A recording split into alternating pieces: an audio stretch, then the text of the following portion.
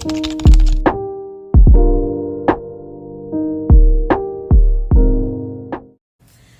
guys! Kea here and welcome back to my channel.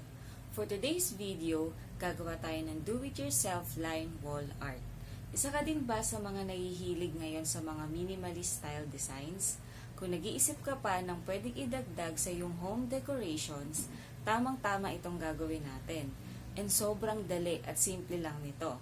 Kaya if you guys ready, I invite you to click the like and subscribe button and DIY with me until the end of this video. So without further ado, let's start.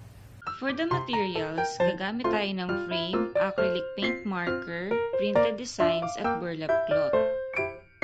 Alisin natin sa frame ang board nito at dito natin susukatin ng size ng ating burlap cloth. Pwede kayong gumamit ng ibang tela na gusto nyo.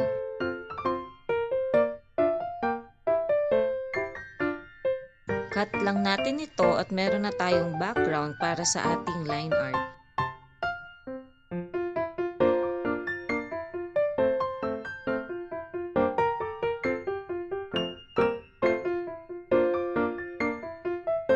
Pwede na nating i-trace ang napili nating designs.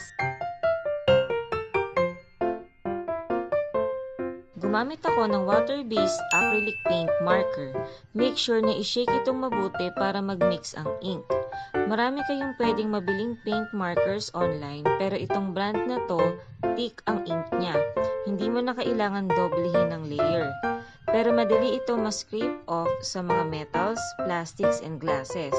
Pero mas stable siya sa wood, leather, at sa papel.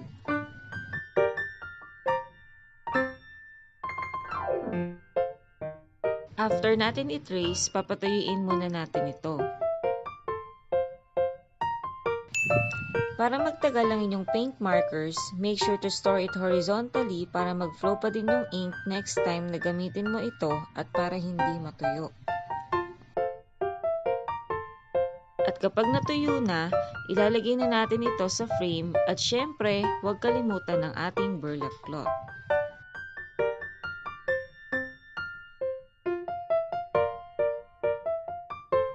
At eto na, meron na tayong minimalist line art.